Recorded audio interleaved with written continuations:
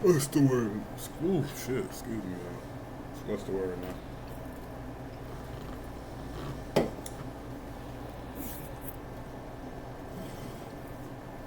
What's the word? It's your boy Wop. Back again. Back for the 99 and the 2000. You know what I'm saying? In between turning beds. Nah, I'm just playing. What y'all last song, man? I gotta get more natural with these, so, you know what I'm saying? Y'all gonna watch me as and I'm just gonna talk and ramble on. And, I'm gonna get to a couple topics. I'm gonna watch a couple videos. Y'all gonna get the audio of it, but y'all get the gist of it. And shit, I gotta get more accustomed to this and more regular to this. So, you know what I'm saying? I'm gonna just roll and talk to y'all real quick. Hope y'all days was cool. You know what I'm saying? I don't know which order you can watch this video. These videos, I mean. But, you know,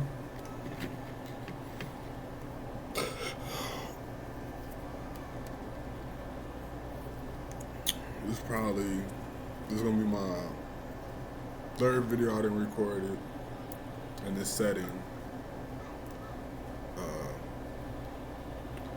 But ain't no telling how many I'm gonna push out or, you know what I'm saying, which order I'm gonna upload these or none of that, so, you know what I'm saying? Yeah. I'm probably gonna go over, let me see.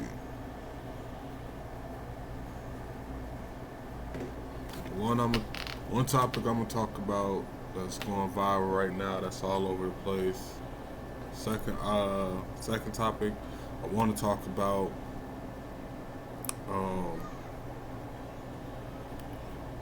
After that, I might play a couple videos for y'all or play a couple posts for y'all. Get my little reaction to that.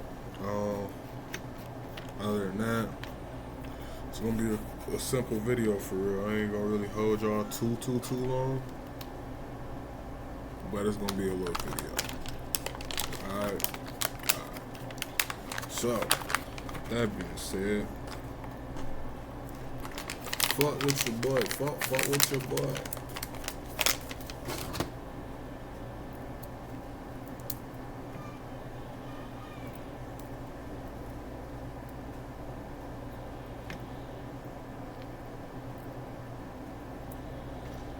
So, well, cause I don't know how y'all feel about it or if y'all even care or watch these people, but I'm gonna just start off with this. This back on Fig, Smac coming back after this accident. If y'all don't know what I'm talking about or who I'm talking about, this podcast Back on Fig that I watch, Heather, Terrell, Smac, that's who was all on the show. Hi, my name is TB on there, Keem, TDE Keem be on there, MacWop be on there. MacWop is from TDE as well. He's Schoolboy Q manager. Terrell used to work for the Jumper, and yeah, Smac is his homie. Smac is Terrell homie. He was on No Jumper for like a couple episodes. Not too long or nothing too serious with them. But he's he with Terrell. Let's see. They are. I could say one of the most like controversial, but like they controversial, but they on point when it comes to like should I say our people, the urban community news and urban community like stuff that's going on. They are, you know what I'm saying, they are the hood breakfast club. There you go. They the hood breakfast club. Same community, but so yeah. Smack is one of the hosts. Well, he's one of the hosts. He's the co-host on there. These guys is from the '50s. They from California. They from Hoop. Yeah, they from Hoover. 51st and 52nd in Hoover. Or Figueroa. That's what the Fig stand for. Figueroa. They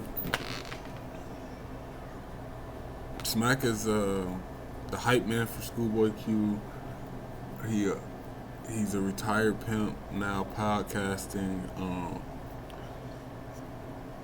So I want to say, yeah, it's been 2 months. Like 2 months ago, he got into a motorcycle accident. He just started recently riding motorcycle and everything. He became part of this motorcycle club out there called Dio's. Defined Ones, I think DO stand for, or Defiant Ones, something like that. That it stands for. But he started riding with them and everything. You know, Terrell, he messed his right arm up because he used to ride motorcycles. He had a motorcycle accident, messed his arm up, whatever. Now I think he said he got like 15 or 20% like movement, feeling or whatever, 10%, something like that in his right arm. So he handicapped. He can't really use that like that. But Terrell was telling Smack pretty much, don't get a motorcycle, don't get on there, that's out. You know what I'm saying? That's what we not doing. Smack like, nah, I ain't trying to hear that. I'm doing what I want pretty much. Ain't nobody trying to hear that. You know what I'm saying? Pretty much, if I hurt myself, let me hurt myself. Let me learn on my own, pretty much. You know what I'm saying? It's just like a kid, just like anybody, any adult. One of them people, when you feel like somebody trying to tell you what you can't do or shouldn't do, you gonna do it anyway, just to show them like, nah, I could do it. You know what I'm saying? So that's what happened pretty much. But I guess Smack say him and one of his homies was coming from a little spot, kicking it or whatever they was doing. They was on their way to the crib. His homie in his car, Smack on his bike. They riding side by side down the street. Car come blowing through. Car come blowing through the stoplights. They got the green light. The other car got the red light. Car come blowing through, hit his homie car, which hit his bike. So Smack flew, his homie crashed his car, Smack bike totaled. You know what I'm saying? Dude who hit them got up out the car and ran. So that you know, they had to get up with him afterwards. But then what he say? They took him to the hospital, whatever. I think he said something about like he broke his Achilles. He broke his Achilles. That piece, that the ball of the back of your foot, that broke. And I think he said like he got a hole in the top of his foot or something like that because he broke his bones up there or whatever. So he's out of commission right now. You know what I'm saying? It's crazy, man, because, you know, growing up, you be seeing people on the motorcycles and everything like that. And I don't know about everybody else where they live at, but up here in Minnesota, you know, they got bike clubs, they got biker gangs and stuff like that. That was a big thing growing up. I done had uncles, aunties, cousins, stuff like that that belong to biker gangs that ride bikes and all types of stuff, and it always seemed cool, and you know what I'm saying, stuff like that. But me personally, fuck, I'm scared. I ain't getting on no two wheeler. Give me a three wheeler, a four wheeler, I'll ride that. But no motorcycle, I'm good. I'm the most two wheeler I'm riding is one of them little scooters. You know what I'm saying? One of them joints the French and the Puerto Ricans be riding. I ride one of them. That's about the closest two wheel joint I'm getting outside of a regular bike. If it ain't a regular bike or a regular one of them little scooters, one of them little stand up scooters, I'm good. No no fast operating vehicle, none of that. I ain't taking the chances with it. I'm good. But prayers out to Smack. Hope you recover soon. Hope you get well. So hope they figured all that out with their legal stuff, cause the other hospital, the original hospital he was at, had him messed up, so they had to get him up out of there, take him to a whole nother hospital, get him right, get him together. You know what I'm saying? He said he'd have been in like 20 some surgeries and got to still go through more. So that's crazy. Like that's some BS for sure. You know what I'm saying? But that's pretty much what I had to touch on as far as back on Fig and Smack. Let's see. We can touch on this Keefe D thing real quick. This dude, Keefe D, bro, is got to be the slowest person ever, dumbest person ever. We gonna listen to this this little news press conference about it real quick, and then I'll give y'all my input on it and afterwards. Mind y'all, okay, let me give y'all a little backstory on who Keefe D is.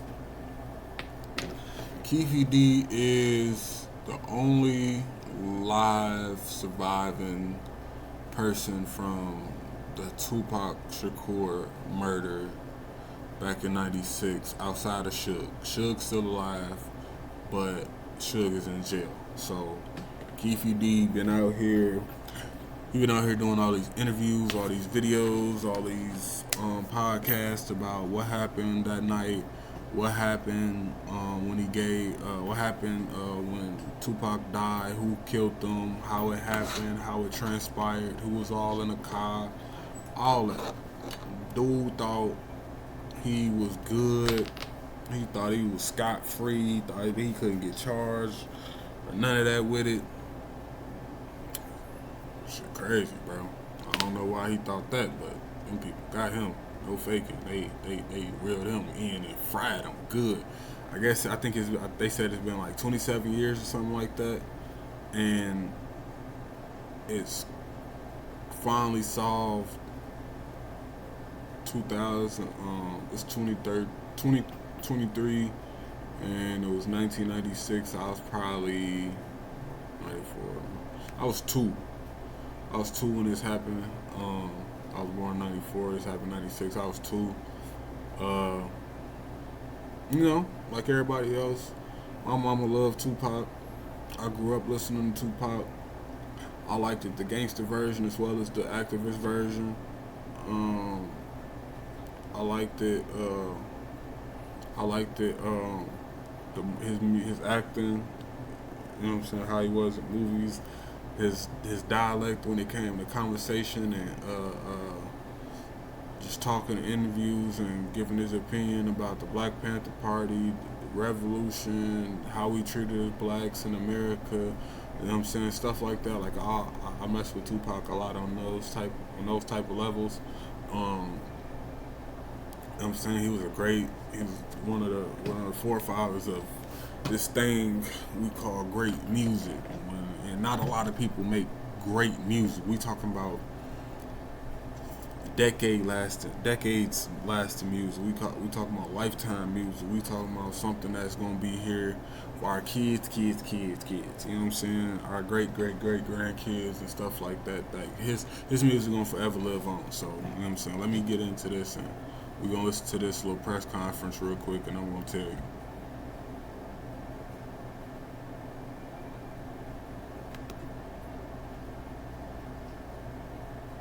27 years. 27 years. For 27 years, the family of Tupac Shakur has been waiting for justice. We are here today to announce the arrest of 60-year-old Dwayne Keith Davis, aka Keefe D, for the murder of Tupac Shakur. Prior to September 7th of 1996, as we all know, Tupac Shakur was an artist who was signed with Death Row Records.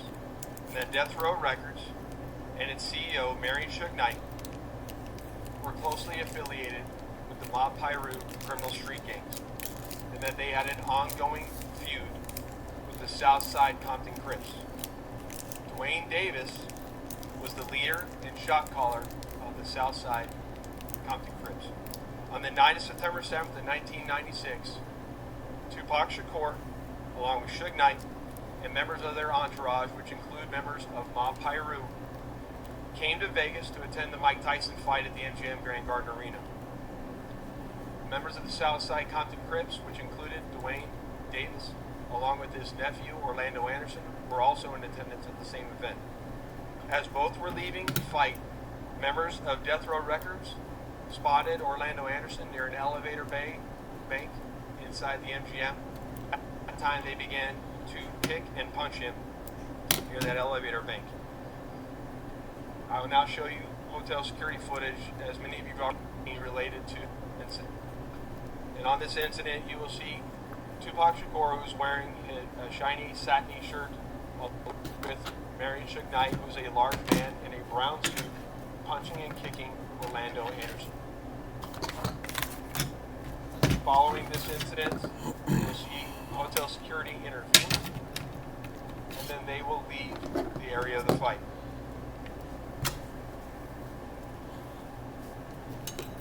Not bad for all the boys, y'all. Little did anyone know that it is this incident right here that would ultimately lead to the retaliatory shooting and death of Tupac Shakur. Alright, so pretty much, let me explain to y'all exactly what happened with this guy. So, Keefe D,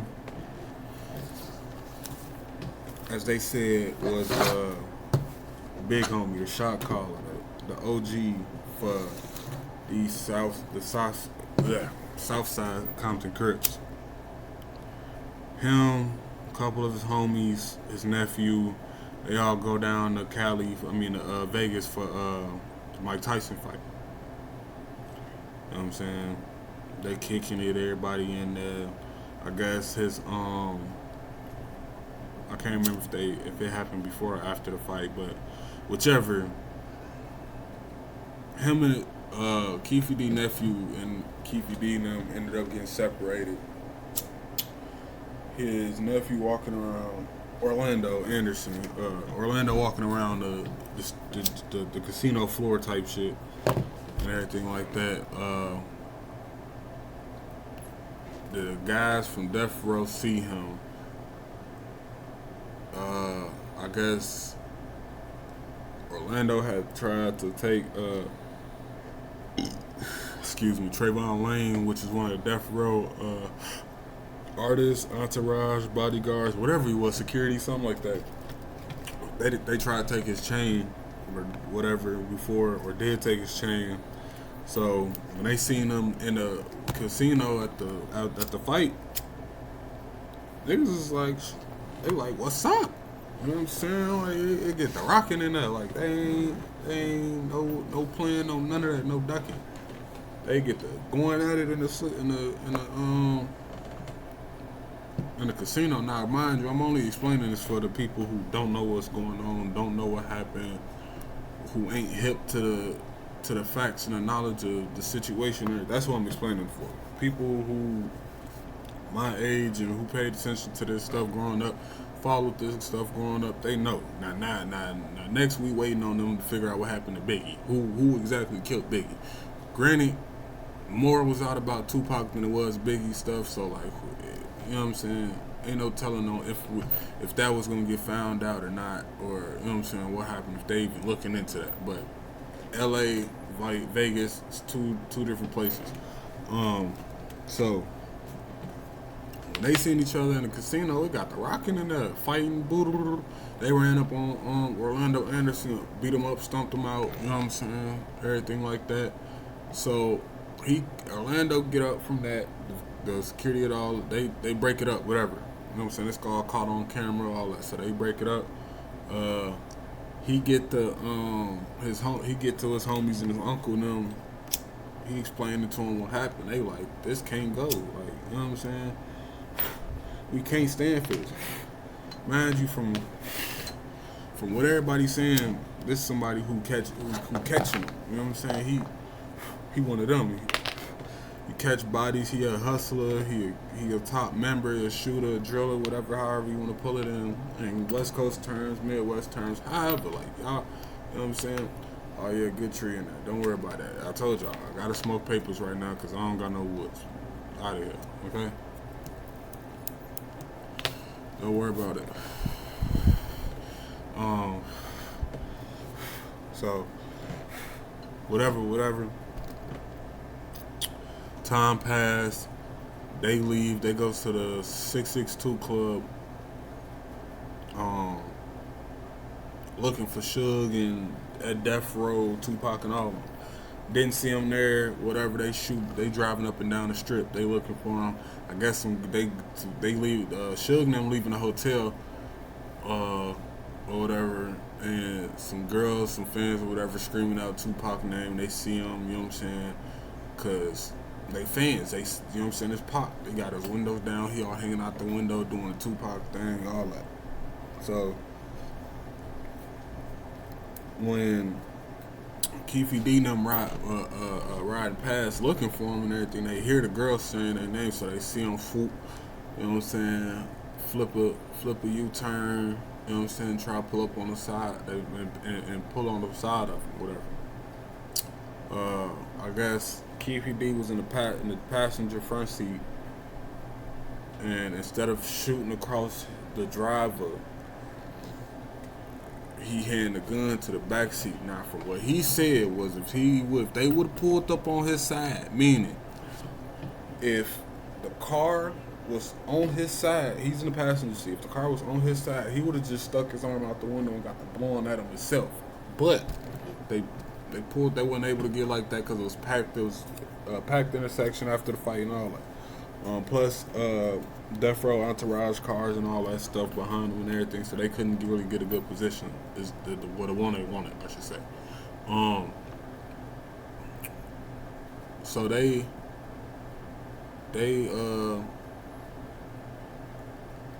he handed the gun to the back seat. His nephew get the gun. Cause I guess the homie that was in the back ain't want to do it. So nephew grabbed the gun. From what Keefe D said, he reached. Excuse me. He reached across the other guy in the passenger seat because I guess his nephew was sitting behind him. So he was sitting. So Orlando was sitting in the passenger back seat. You know what I'm saying? So when they pull up on the car, the nephew reach across he climb over, you know what I'm saying? They got the little whatever. He reach over the other guy in the back seat that's behind the driver and get the blowing at Tupac. Lighten him up, hit him up, you know what I'm saying? Whatever. They skirt off. You know what I'm saying?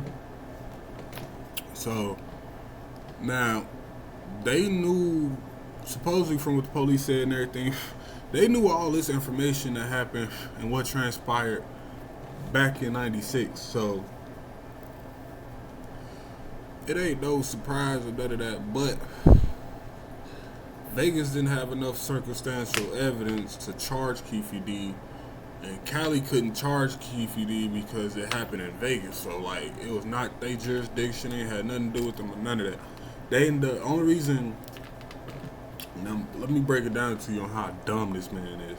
Only reason Keefe D even got arrested. I mean, yeah, he got arrested because, mind you, when everything first happened with Tupac murder and everything, they shoot back to Cali, you know what I'm saying, get their living right life regular, you know what I'm saying.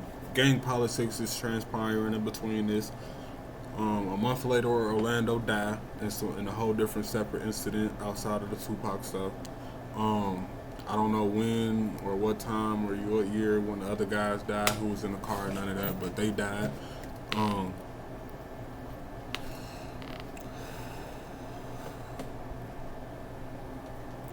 so when they died,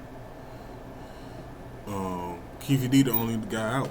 Suge in jail because he done ran over somebody and all types of little other stuff.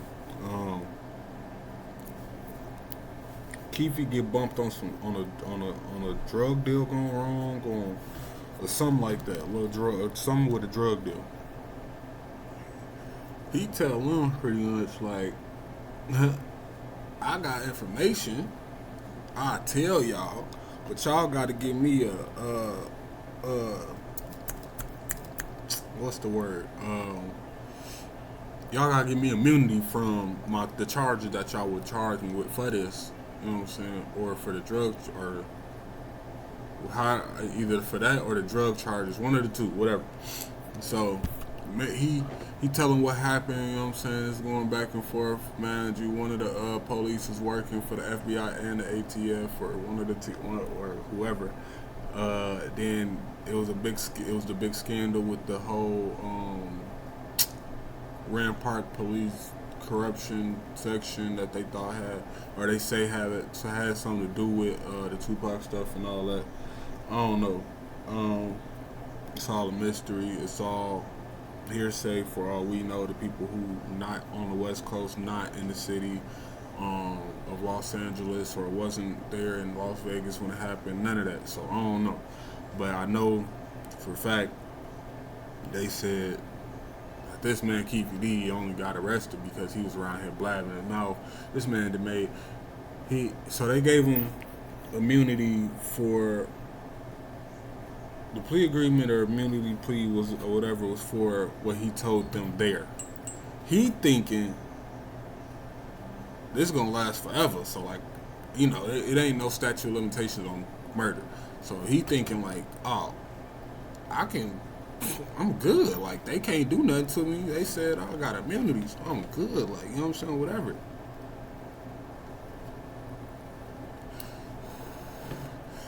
He like, shit, I can keep doing. So he started doing the interviews, go on Vlad TV. He go on all these different little Cam Capone, all these different little joints, all these different little platforms, doing interviews and all that. Wrote a book, all types of little goofy stuff. Like, bro, just dumb. Like, he just dumb, bro. Like, so that's pretty much how he got his charges. So now 27, 26, however many years later, dude get charged with the murder. He in his 50s. They finna charge him with life. Even if they give him 30 years, that's life. 20 years, life, boy. He got, and then he like, shoot, I could come out with it and tell all my story and everything, and try to do this little money grab because I got cancer. That was the whole reason he started saying what he was saying and all that, because he said he got cancer, so he trying to like get it all off his conscience before he died. Whatever. Man, do all that, bro. You did all that, and you finna go to jail still. You finna die with that on your conscience, or however you. I don't know. You may not. You may feel like you got that off your conscience. Boy, you're dumb. I would have went to the grave with that. I wouldn't have said nothing. Let alone, I wouldn't have wrote no book. I wouldn't have wrote I wouldn't have did no interviews. I wouldn't have none of that. And then you goofy because you told in the midst of it saying, yeah, my nephew did that. Like, come on, gang. So not only did you tell on your gang, not only did you tell on something that your gang did, nigga, and that's so, and you told on your nephew, your own blood. Like, that's crazy. Like, he was probably banging because you was banging. Like, he was probably he was probably young in the gang life and all that because of you. Like, you were weird. You know what I'm saying? But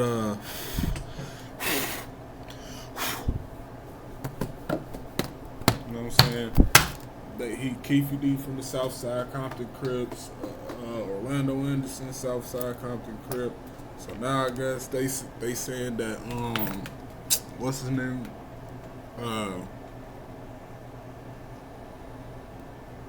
P Diddy's supposed to be next to get arrested or whatever, because you know they say P Diddy put a bounty on on Pac and them, and you know what I'm saying, said they was gonna pay mugs to get him gone. I guess Keefe D and them never got that money. So not only did you get put up to get a nigga gone for some bread and didn't even get a front end, but you got it. Your nephew died. Everybody who was there with you died. You going to jail. And you still didn't get no money for it. Your only claim to fame was being in a cop, being the one who gave him the gun, and not snitching and saying your nephew did it and you gave him the gun. Like that's it. Your claim to fame is saying is giving him the gun and being the one to tell the story. Like, come on, gang. You know what I'm saying? But like I said, old man a goofy, he a thorn. He finna be jail for a while. I ain't gonna lie to you. He finna be in jail for a while. It's finna be over with for him. I ain't even gonna lie to you. So yeah, that's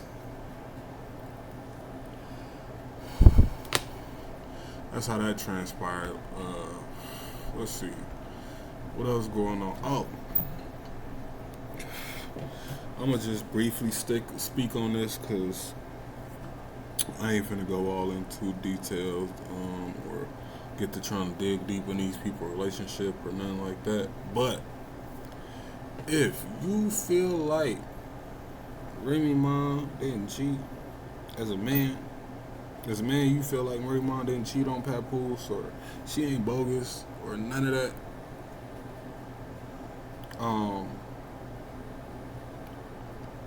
if you've ever been to jail, look at the girl who was there for you the whole time, and if you don't mess with her no more, look at her and look at how she feel. You know what I'm saying? And imagine if the shoe was on the other foot. You know what I'm saying?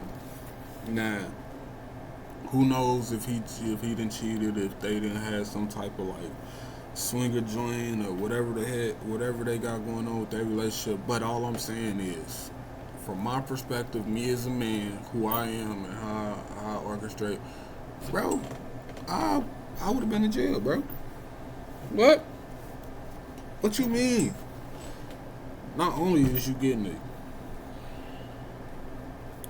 I say a great value, a dollar store version of me, but this was our business. This is something we were supposed to be like venturing into together. It was really yours, but I was like back-ending you because like you my, you know. But it's crazy, bro. Like, what? You cheated or like outrightly in front of everybody like this, you know? Like this your guy, like this what y'all doing, and then you could tell you trying to like fake hide it still because you pointing out cameras, you letting them know when cameras around, you know what I'm saying? You know it's weird, this weird, like, you know? So like I don't know how I'm sure women feel like women are riding for her, women sticking up for her, like, oh, she ain't bogus, da-da-da-da-da, they shouldn't, y'all should mind y'all business and everything. Granted, yes, people should mind their business, but this is put out everywhere. Everybody talking about it. It's on every channel, on every blog, every new, you know what I'm saying? And if you watch YouTube, you done seen this all week, last week, week before that. The rap battle between Geechee Gotti and Easy the Block Captain, like all that. If you in the mix, you in the mix with it. So you done heard it. It's wild, bro. I ain't gonna lie. Me personally, I can't even speak on. I would have been in jail, bro. I ain't gonna lie to you.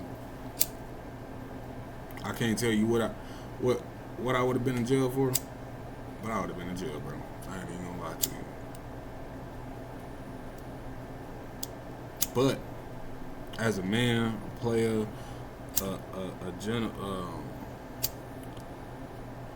man of business, gentleman, you can't get mad at dude. You can't. Because at the end of the day, no matter how orchestrated with a mug, whether he knew, because I mean, who don't know what y'all married in that. But if he ain't know or whatever, you can't be mad at him. Whether he knew or not, you can't be mad at him. You got to be mad at her. So I would have been in jail, bro. I don't know, bro. I can't say what I would have did, but I'm just saying I might have been in jail, bro. I ain't saying she would have called the police. Somebody might have called the police. It would have got loud. It would have got violent. Man, listen. You ever get into it with your girl and you feel like what you saying ain't getting through, ain't getting across, or like mother just undermining what you saying because like you ain't like aggressively saying it, you ain't screaming and yelling it, so like you just turn the volume up like out of nowhere. You could be calmly talking like this and you just give it. I'm telling you, boy, that mother, Big Ike. If you know, you know, Big Ike. You know what I'm saying? You know what I'm saying? Long live that man, Big Ike. You know what I'm saying? It would have been eat the cake. Eat the cake. Eat the cake. You know? But dog, like, yeah, man, I don't know, man. Remy, my bogus in my eyes. Prayers for papoose. I don't know, man. But yeah, man, you know what I'm saying? This was another video. It's your boy. I hope y'all enjoyed. You know what I'm saying? Give me y'all input. Tell me what y'all think about the KVD situation. If y'all know about or watched back on Fig, let me know how y'all feel about the smac situation. Is y'all glad he back? Did y'all miss him while he was gone? Did y'all miss his energy or input on the show? Did you miss what he brought to the show? Everything like that. You know what I'm saying? Let me know what to work on, what I could be better on. I'm trying.